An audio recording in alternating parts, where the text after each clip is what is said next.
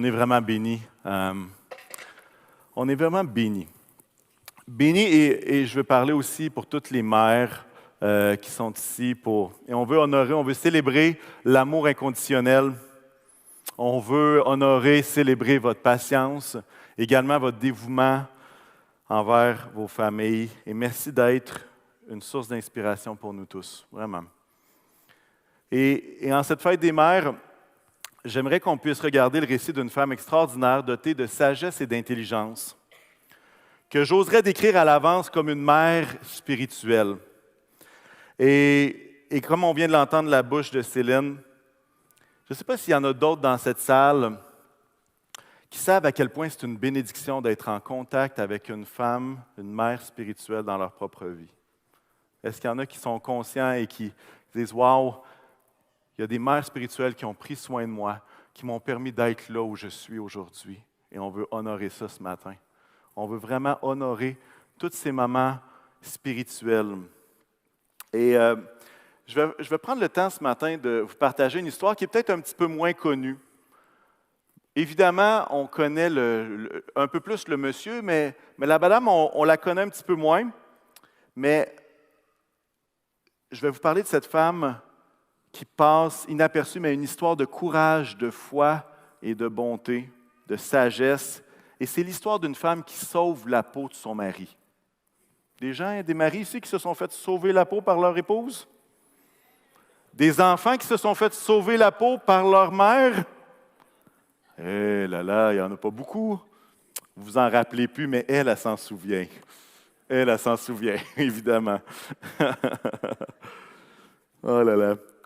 Je vous donne le contexte de notre passage, puis ensuite on va faire une lecture ensemble. On va parler de David, mais avant qu'il devienne roi d'Israël. Et il avait tué Goliath, il avait été oint par le prophète juge Samuel. Et puis, pour ceux qui connaissent un peu son histoire, le roi en place, Saül, était très jaloux et il essayait tout pour le tuer. En fait, il le pourchassait à travers Israël pour tenter de mettre fin à ses jours tellement il était jaloux. Alors David, qu'est-ce qu'il a fait? Il s'est enfui entre autres dans un désert, et puis il a rassemblé autour de lui 400 hommes. Et ces hommes-là étaient des marginaux, des laissés de côté et des mécontents, c'est ce que le texte nous apprend. Et lui, il a réussi à en faire une armée vraiment disciplinée qui était assez solide et très difficile à battre. En fait, personne ne les a jamais battus jusqu'à la fin de la vie de David, parce qu'ils ont continué l'œuvre même quand il était roi. Et puis, ce groupe-là s'est rendu dans le désert de Paran. C'est bizarre, hein? Le désert de Paran, c'est l'endroit où on ne dort pas. Non, c'est une joke. Le désert s'appelle Paran, P-A-R-A-N, OK? Ça se trouve au sud complètement d'Israël et c'est assez isolé des grands centres, ce qui fait en sorte que ceux qui sont là sont assez isolés et sont la proie souvent de toutes sortes de voleurs, de toutes sortes de circonstances qui peuvent se dérouler là. Alors, ce qui se passe, c'est que justement, David et ses 400 hommes se retrouvent là en se sauvant de Saül et ils décident d'être un peu les gardiens de la région. Ils décident d'être un peu ceux qui vont faire régner l'ordre dans cette partie-là qui est plus isolée que Jérusalem, par exemple. Et puis, Charles Swindoll, dans son livre, et là, je vous donne le livre parce que si vous voulez le livre, c'est excellent. Le livre s'intitule « L'histoire fascinante de ces personnages méconnus », dit que ceux qui vivaient dans ce désert-là devaient apprendre à se débrouiller seuls. Tous les troupeaux qui paissaient à cet endroit pouvaient être victimes des voleurs si ce n'était pas de l'aide de David et ses troupes.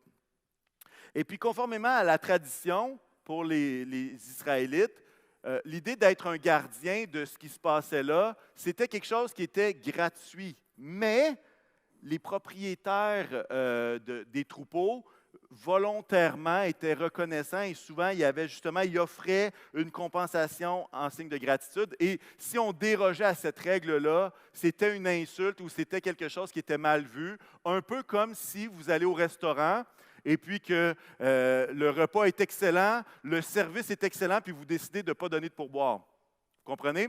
Dans ce cas-là, David avait fait un peu la même chose, et de ne pas rétribuer quelqu'un qui protégeait bien était comme l'équivalent de ne pas donner un pourboire à quelqu'un qui t'a donné un service impeccable. Au contraire, moi je crois que comme chrétien, on devrait être des personnes généreuses qui le font avec joie, Et parfois, on peut même faire de grâce quand le service n'est pas terrible. Mais ça, c'est une autre histoire, OK?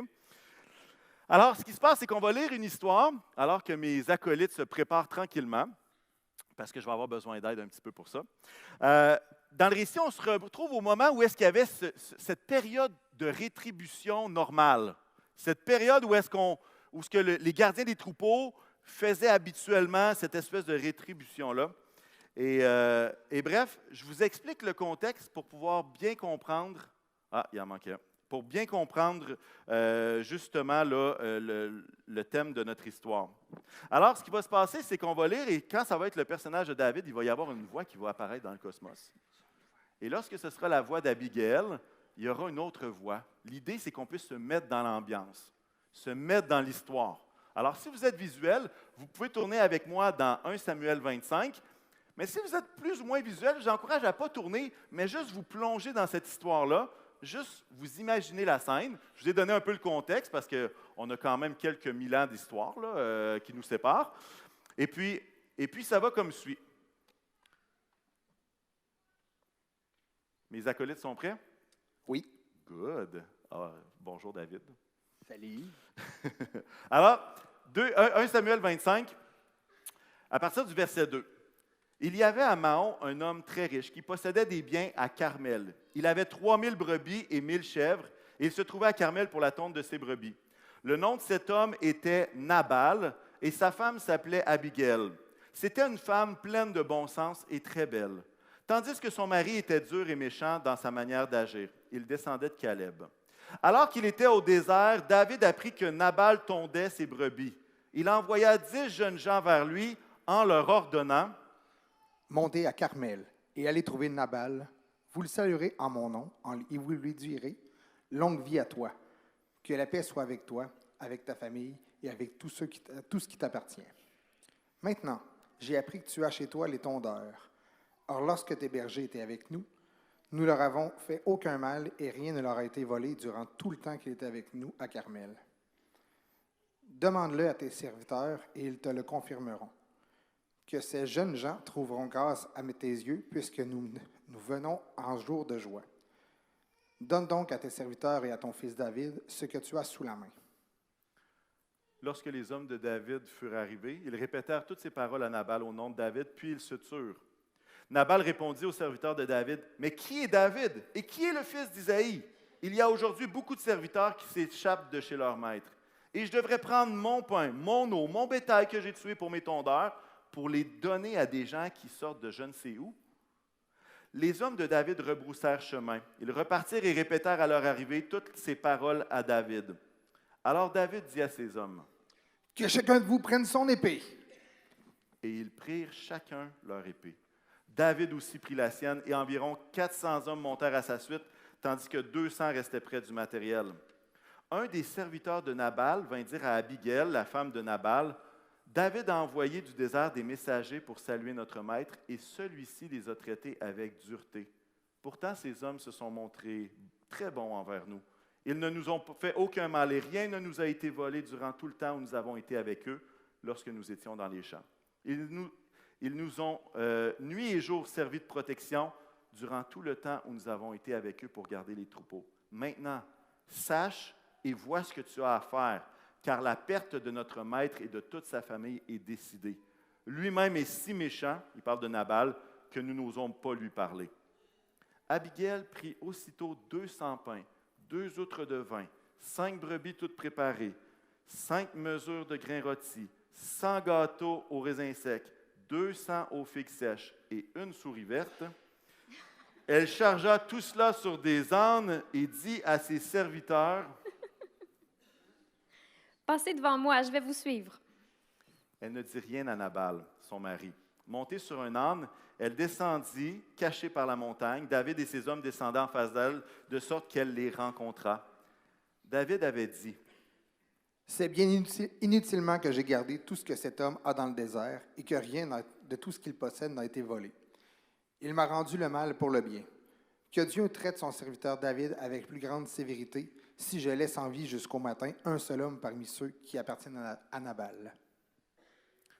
Lorsque Abigail aperçut David, elle descendit rapidement de l'âne, tomba sur son visage devant lui et se prosterna contre terre. Puis se jetant à ses pieds, elle dit, « C'est ma faute, mon Seigneur. Permets à ta servante de te parler et écoute ses paroles. Que mon Seigneur ne prête pas attention à ce méchant homme, à Nabal, car il porte bien son nom. Il s'appelle Nabal et il y a chez lui de la folie. Quant à moi, ta servante, je n'ai pas vu les hommes que toi, mon Seigneur, tu avais envoyés. Maintenant, mon Seigneur, aussi vrai que l'Éternel est vivant et que ton âme est vivante, c'est l'Éternel qui t'a empêché de verser le sang et qui a retenu ta main. Que tes ennemis, ceux qui veulent du mal à mon Seigneur, soient pareils à Nabal. Accepte ce cadeau de moi, ta servante. Je t'apporte à toi, mon Seigneur, et qu'il soit distribué aux hommes qui marchent à la suite de mon Seigneur. Pardonne la faute de ta servante. En effet, l'Éternel accordera à mon Seigneur une maison stable, car mon Seigneur soutient les guerres de l'Éternel, et on ne trouvera jamais rien de mauvais chez toi. Si quelqu'un se dresse pour te poursuivre et en veut à ta vie, ton âme, mon Seigneur, sera bien gardée avec les vivants auprès de l'Éternel, ton Dieu. En revanche, il enverra au loin comme une fronde l'âme de tes ennemis. Lorsque l'Éternel aura fait à mon Seigneur tout le bien qu'il t'a annoncé et qu'il t'aura établi chef sur Israël, mon Seigneur n'aura ni remords ni trouble dans son cœur pour avoir versé le sang inutilement et pour s'être vengé lui-même. Et lorsque l'Éternel aura fait du bien à mon Seigneur, souviens-toi de ta servante. » alors David répond à Abigail, Béni soit l'Éternel, le Dieu d'Israël, qui t'a envoyé aujourd'hui à ma rencontre. Béni soit ton bon sens, et béni sois-tu, toi qui m'as empêché aujourd'hui de verser le sang et qui as retenu ma main. Mais l'Éternel, le Dieu d'Israël, qui m'a empêché de te faire du mal, est vivant. Si tu ne t'étais pas dépêché de venir à ma rencontre, il ne serait pas resté un seul homme à Nabal d'ici le matin. David prit ce qu'Abigail lui avait apporté et lui dit, Monte en paix chez toi. Tu vois, je t'ai écouté et je t'ai bien accueilli. Alors Abigail arriva vers Nabal alors qu'il faisait un festin digne d'un roi dans sa maison. Il avait le cœur joyeux et il était complètement ivre. Elle ne lui dit pas un mot jusqu'au matin. Mais le matin, l'ivresse de Nabal s'était dissipée et sa femme lui raconta ce qui s'était passé. Le cœur de Nabal reçut un coup mortel et il devint aussi inerte qu'une pierre. Environ 10 jours après, l'Éternel frappa Nabal et il mourut. David apprit que Nabal était mort et il dit, Béni soit l'Éternel. Il a défendu ma cause dans l'affront que m'a fait Nabal, et il a empêché son serviteur de faire le mal. L'Éternel a fait retomber la méchanceté de Nabal sur sa tête. Et David envoya proposer à Abigail de devenir sa femme. Hey, ça ferait un bon film, hein? Franchement, il y a des rebondissements, discussions, contexte, colère, émotion. Finalement, il y a une fin qui est joyeuse, mais en même temps, Abigail sauve son mari fou. Mais là, tu dis, hey, c'est pas juste qu'il s'en sorte de même. Finalement, il meurt. Incroyable comme histoire. Peut-être qu'il y en a que c'est la première fois qu'ils l'entendent. Et c'est bien correct comme ça. Mais là, j'espère que vous allez comprendre que ce matin, j'évite la partie cours de préparation au mariage de ce texte. OK? On va éviter ça pour une raison très simple. C'est qu'à cette époque, les mariages étaient arrangés par les parents. Et là, peut-être que là, vous dites, ah, ça n'a pas de bon sens. On comprend qu'on n'est pas dans la même époque. Mais les parents avaient plein d'amour pour leurs enfants et tentaient de choisir la bonne personne pour eux. Mais il semblerait que ce texte nous partage qui se trompe une fois de temps en temps et qui avait sous-estimé peut-être la méchanceté de ce Nabal-là. Alors, mais pour l'occasion de la fête des mères, j'aimerais qu'on puisse fixer notre regard plus sur Abigail. On parle d'elle comme pleine de bon sens, très belle. Et c'est intéressant qu'un des serviteurs, lorsqu'il entend la menace à venir, il ne va pas voir Nabal. Il va voir qui? Il va voir directement Abigail. Et ça prouve qu'elle est non seulement pleine de bon sens, qu'elle est non seulement belle, mais qu'elle est également digne de confiance. Parce que c'est la première personne et il n'attend pas 3 jours de jeûne et prière pour aller la voir. C'est urgent, il y a quelque chose qui se passe là. Lorsqu'on est dans une situation d'urgence, c'est qui la première personne qu'on appelle? Une personne qu'on a pleine confiance. Vous faites ça vous aussi? C'est pas juste moi? Et le titre de mon message ce matin, c'est « Besoin de mère spirituelle ». Qu'on a besoin de maman spirituelle. Parce qu'en cette fête des mères, je veux vous partager parce que toutes les femmes ici sont appelées à être des mamans spirituelles, chacune d'entre vous. Vous êtes toutes appelées à exercer un leadership autour de vous pour bénir, encourager, soutenir, prendre soin, aimer ceux qui vous entourent par la puissance du Saint-Esprit. Est-ce que je peux entendre un amen à ça? Vous toutes êtes appelés à ça. Là, vous dites, les gars, ils sont comme, ah ben cool, c'est juste pour les femmes ce matin. Je vous suggère quand même de tendre l'oreille. Il se pourrait qu'il y ait des bons haines pour vous autres aussi, parce que je vais vous dire un secret, vous êtes appelés à être des pères spirituels également. Ça sera pour une autre occasion. OK? On va se concentrer sur Abigail ce matin. Est-ce que vous avez remarqué que dans notre monde regorge d'informations, regorge de prédications, regorge de toutes sortes de matériel. Vous avez remarqué ça? C'est assez simple à remarquer. Mais est-ce que vous avez remarqué qu'autour de vous, il y a ce besoin d'avoir des mamans spirituelles autour de nous? Il y a beaucoup de gens qui disent plein de choses, mais je crois qu'on a besoin de mamans spirituelles qui sont capables d'encourager dans la foi. Et alors qu'on a présenté les enfants ici, oui, il y a ce rôle de maman qui nourrit, qui prend soin, qui fait prendre le bain, qui est patiente et qui finalement endure des fois des 1 heure, 2 heures, 3 heures de pleurs, sachant pas trop ce qui se passe dans le cœur de l'enfant. Leur cœur est déchiré, continue d'en prendre soin, de les coller. Il y a ce rôle-là et c'est oui et amen. Mais il y a également dans le rôle de chacune des mamans qui est ici, ce rôle d'être une maman spirituelle qui conduit son enfant dans les voies du Seigneur. Et il y a également, et ça ce n'est pas réservé à celles qui ont enfanté. Je crois qu'on est tous appelés à faire des nations, des disciples. Et ça, c'est un appel qui s'adresse autant aux hommes qu'aux femmes. Et il y a cet appel-là d'être des mères spirituelles pour des gens qui ne sont pas de votre famille, pour des gens qui vous entourent, pour des gens qui sont précieux, pour même nos voisins. L'objectif est de nous mettre au défi ce matin, particulièrement les femmes, à grandir, à aller plus loin à ce niveau-là. Et je vais être assez bref, dans le sens que j'ai quelques points que je retire de cette histoire d'Abigail et qu'on peut tous, à quelque part, admirer ce qu'elle a fait. Première chose que je notais alors que je réfléchissais sur ce texte, c'est qu'une mère spirituelle écoute et agit. Écoute et agit. Hein? On le voit dans le passage que j'ai placé. Lorsque le serviteur vient dire « Hey, maintenant, sache et vois ce que tu as à faire, car la perte de notre maître est déjà décidée. » Alors, qu'est-ce qui se passe? Hey, vous savez que ça, en cuisine, là, ça ne prend pas 5 minutes à rassembler. 5 brebis préparées, 5 mesures de grains, 100 gâteaux, 200 aux figues sèches, tout le kit. Mais aussitôt qu'elle entend, elle a écouté, là, vous dites « Ah ouais, mais moi, ma mère est capable de faire ça. » C'est pour ça que je vais à Noël toujours à la maison. Pardon. Mais est-ce que vous avez remarqué l'idée de l'écoute qui mène à l'action? Une écoute du besoin qui mène à l'action. Dans certaines situations, souvent l'action, c'est de prier. Et je crois que chacun de nous, lorsqu'il arrive une situation, on est appelé à prier. Et je crois que particulièrement les mamans sont douées pour faire ça, pour prier pour leurs enfants, pour prier pour les situations. Et les papas sont appelés à le faire aussi. Mais dans cette situation-là, il n'y avait pas une seconde à perdre. Et la relation qu'elle a développée avec ce serviteur-là, il n'y avait pas une seconde à perdre. Et c'est drôle parce que cette maman-là, cette maman spirituelle, parce qu'elle n'a pas d'enfant encore. Petite note au dossier. Elle n'a pas enfanté encore Abigail. Mais en fait, ce qu'il est en train de préparer est en train de compenser pour ce que son mari n'a pas fait. Elle est en train de compenser ce que quelqu'un d'autre aurait dû faire. Et il y a des fois que, comme maman spirituelle, on est appelé à partager Jésus à des gens que leur maman n'a jamais pu leur partager.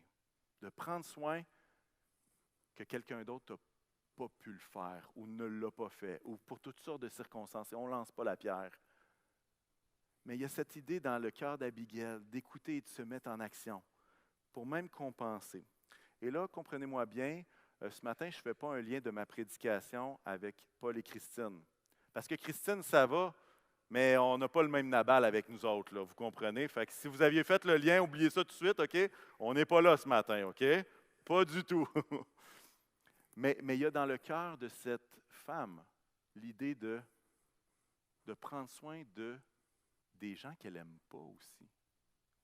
Parce que lorsqu'elle prépare tout ça, elle prend soin des gens de la famille, les serviteurs avec lesquels elle était proche. Mais en faisant ça, elle protège qui aussi? Elle protège le déplaisant, là. Le dit méchant. Et à quelque part, il y a dans son cœur quelque chose de précieux. Et on peut imaginer très, très bien la scène, hein, que Nabal n'a pas de bonne relation avec grand monde, mais qu'elle, elle compense en arrière. Et la relation qu'elle a développée avec ce serviteur-là qui vient lui parler, qu'on ne connaît pas son nom, est assez forte pour que cette personne vienne la voir directement. Et moi, ça me faisait réfléchir à cette question. Quel type de relation avez-vous avec les personnes autour de vous? Quel type de relation avez-vous avec des personnes peut-être même plus jeunes que vous? Qui vont permettre que le jour où est-ce qu'il arrive une situation, bien, la personne digne de confiance, vous savez qu'est-ce qu'elle a dans ses mains? Elle a votre numéro de téléphone parce que vous êtes une mère spirituelle dans sa vie. Vous comprenez ce que je veux dire? L'étendue de la relation qui s'est bâtie a permis qu'au moment opportun, cette relation de confiance-là le menait à premier appel, d'aller la voir directement. Et ça, je pense que c'est quelque chose qui est beau. C'est quelque chose que je pense qui est peut-être même plus naturel chez les femmes que chez les hommes. Je dis ça comme ça. Mais ce qu'on voit d'Abigail, c'est cette idée de l'écoute qui l'amène à l'action. Mais non seulement ça, on voit dans ce passage-là, on peut être inspiré qu'une mère spirituelle se tient debout. Hein, comme je disais, en faveur de ceux qu'elle aime et même de ceux qu'elle n'aime pas. Et je ne sais pas si vous avez remarqué, il y avait beaucoup de textes, hein? Mais elle va dire « c'est ma faute ». Elle va dire « c'est ma faute », alors que ce n'est pas sa faute, franchement. Ils ont été voir le boss, puis le boss a dit « retourne chez vous, tu es juste un fugitif, je ne vais rien te donner ». Puis là, elle s'en vient voir David, puis elle dit « hey, c'est ma faute, permets-moi de te parler, permets-moi ». Et c'est comme si elle se tient debout en disant « ça ne se passera pas comme ça ». Non, il y a quelque chose, il y a un enjeu qui va plus loin que ce que tu as entendu jusqu'ici. Je ne sais pas si vous entendez la petite cloche, là. Tu sais ce qu'on appelle communément l'instinct de protection maternelle. Ça vous dit quelque chose, ça? Est-ce que vous le remarquez dans cette histoire-là?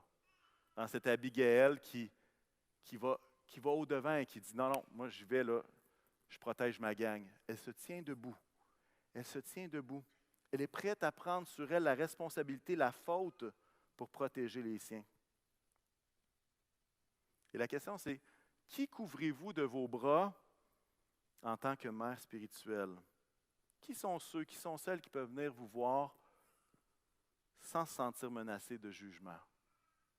Et moi, vous savez, je ne suis pas en train de dire qu'il n'y en a pas de mère spirituelle. Au contraire, je fais juste dire qu'il y a quelque chose de précieux, de tellement précieux, de ces femmes qui sont des mères spirituelles. Et vous savez quoi? Il y a même des mères qui peuvent être des adolescentes mères spirituelles. Vous savez pourquoi? Parce qu'elles ont ce cœur pastoral pour partager Jésus et ramener à Jésus des situations qui sont éloignées. Il n'y a pas d'âge pour ça. Il n'y a pas de date d'expiration non plus. Une mère spirituelle se tient debout. Vous savez pourquoi? Parce qu'une mère spirituelle qui craint Dieu n'a rien à craindre des hommes. Puis là, je parle de l'humanité, là. Vous comprenez? Celle qui craint le Seigneur n'a pas à craindre les circonstances parce qu'elle sait que Dieu est avec elle. Et ici, Abigail prend un risque. Ce n'est pas dans les coutumes là, que la femme du boss s'en va avec le stock puis essaye de parler directement avec celui qui a l'épée entre les dents pour assouvir sa vengeance parce que la personne a commis un affront culturel important. Tu sais, il était fâché, David, là, vous l'avez entendu. Notre gars était tout de même sympathique, notre lecteur. Là. Guillaume était plutôt sympathique. Mais on se comprend que dans la réalité, quand David parle avec ses 400 ou même ses 600, c'est pas genre « Ah, petite routine ce matin. Nous allons prendre Nabal et nous allons lui faire avaler ses paroles. Puissiez-vous nous joindre à cette mission noble? » Vous comprenez qu'il était vraiment fâché? C'est un affront culturel. C'est un affront, c'est une impolitesse. C'est comme si vous regardiez la serveuse qui vous a donné un excellent service, puis vous lui dites « C'était vraiment bon, mais tu n'auras pas une scène. » Puis vous lui dites d'en face. Est-ce que vous pouvez imaginer la face de la serveuse ou du serveur qui vous sert et qu'est-ce qu'il va vous dire? Est-ce qu'il va vous dire, ah, quelle gentillesse, merci beaucoup, passez une très belle journée et revenez nous voir la semaine prochaine? Il n'y a personne qui va dire ça. Pourquoi? C'est un affront. Et David est dans cet affront-là et il y a quelque chose qui se passe là. Et il est fâché. Il va même dire, il dit, hey, que l'Éternel me fasse ci et ça, si demain matin, tout le monde n'est pas mort. Là, tu sais. C'était décidé, mais elle se tient debout. Elle se tient debout pour les siens. Et ça, je veux honorer ça ce matin. Je veux honorer toutes les mamans naturelles.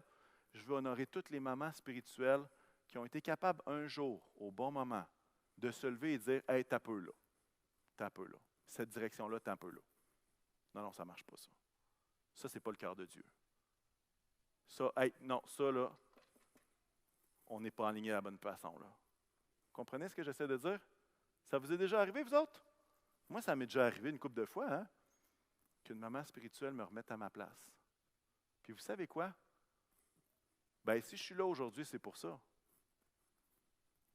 Si je suis devant vous aujourd'hui, c'est parce qu'il y a eu des femmes spirituelles qui n'ont pas juste fait « ben fais ce que tu veux, puis on t'organisera avec tes troubles ». Non. Qui ont eu à cœur de dire « Hey, ça, là, ça ne marche pas. Ça ne marche pas. Ça ne marche pas. » Qui se sont tenues debout. Et moi, je veux honorer toutes celles qui ont le courage de le faire. Maintenant, il y a une façon de le faire, hein, vous savez. Je ne vous enseignerai pas ça. L'objectif, ce n'est pas de devenir une Germaine spirituelle, mais une mère spirituelle.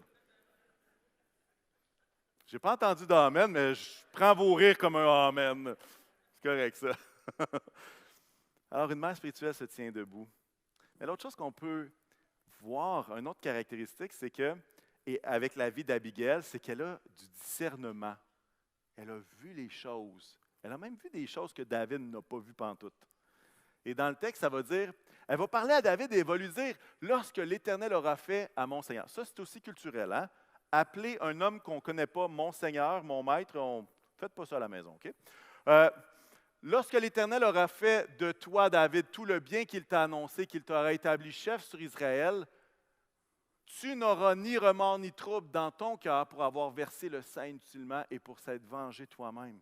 Et là, cette femme-là se tient et est en train de déclarer la vie sur le futur de David. Elle est en train de dire, « Hey, toi, tu penses juste à maintenant. Moi, je vois plus loin. Moi, je vois que je le sais que tu as été loin pour être le prochain roi. Je le sais. Tu te sauves, je le sais.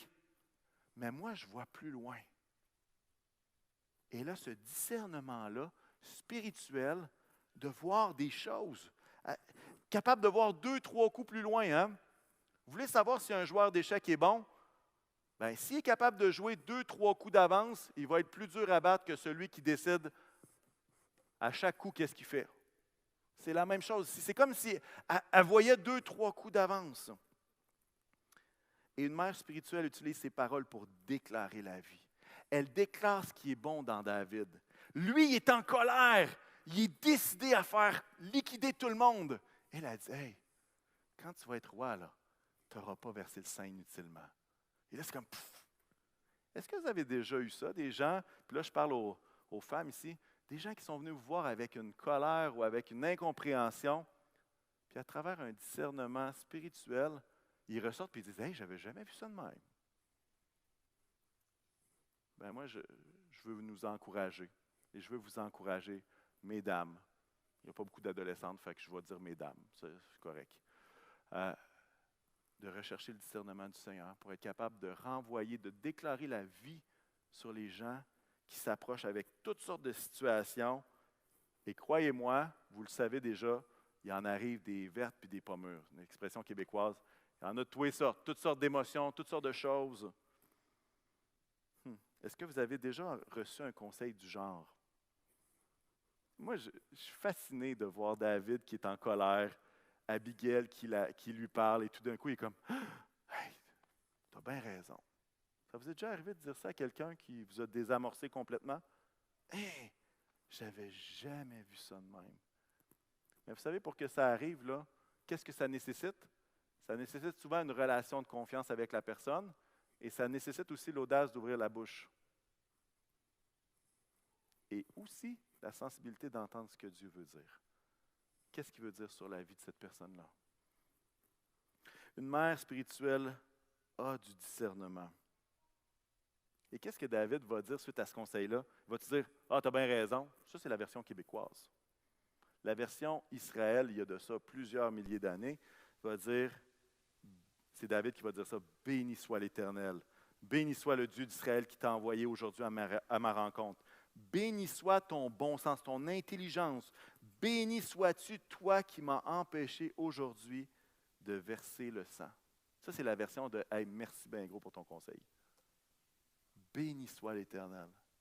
Et vous savez, comme Québécois, on va dire ça, hein? « Hey, merci du conseil. » Mais vous savez quoi? On peut également, lorsqu'on reçoit quelque chose comme ça, dire « Merci Seigneur parce qu'il t'a conduit dans ce conseil-là. » Merci Seigneur pour ta sagesse. Merci Seigneur pour ton discernement.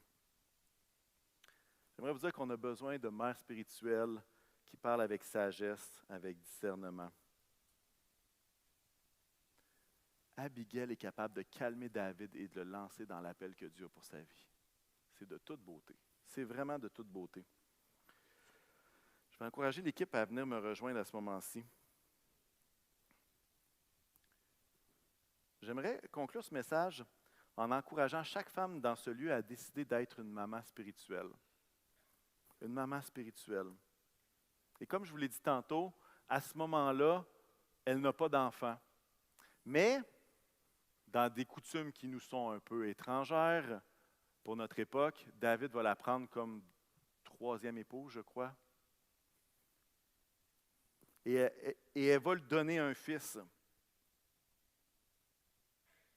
Et à quelque part, la phrase que je veux qu'on retienne, c'est qu'elle a été une mère spirituelle avant même d'être une maman naturelle. Peut-être vous dites, hey, moi, ça ne marche pas tout comme je l'aurais espéré. J'aurais aimé ça être une maman naturelle, puis... Mais je veux nous encourager à être toutes des mamans spirituelles, parce que vous savez quoi? Il y a toute une génération qui est au deuxième étage qui a besoin de mères spirituelles.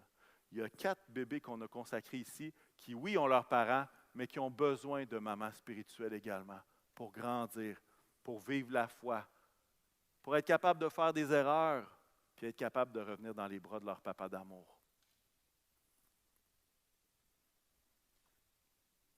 Plusieurs femmes de foi ont eu un grand impact sur ma vie et sur ma foi. Et je veux juste remercier chacune qui jouait ce rôle pour les personnes autour de vous. Vous savez, quand j'étais bébé, 5 ans, ma grand-maman est décédée, mais ma grand-maman était pasteur. Et elle a prié pour moi pendant les années que j'étais là. Et moi, je crois que cette grand-maman spirituelle-là est physique et une de celles qui fait en sorte que je suis ici. Fait que quand je vous parle de c'est quoi une maman spirituelle, là, je sais de quoi je vous parle. Et je sais que ces prières font en sorte que je suis capable de vous servir ce matin, puis je suis capable de partager la parole, puis on est capable d'être bénis ensemble. Le but de la vie, ce n'est pas d'être pasteur, ce n'est pas ce que je dis. Je fais juste dire qu'il y a des femmes qui ont semé dans la prière et qui font en sorte qu'il y a des fois où est-ce que j'aurais eu juste le goût de m'en aller, puis le Seigneur m'a ramené à travers les prières de cette grand-maman-là. Et moi, je prie qu'il y ait des mamans spirituelles et je prie qu'il y ait des grands-mamans spirituelles. Des grands-mamans spirituelles qui prennent soin. Et c'est tout à votre honneur, mesdames. C'est tout à votre honneur.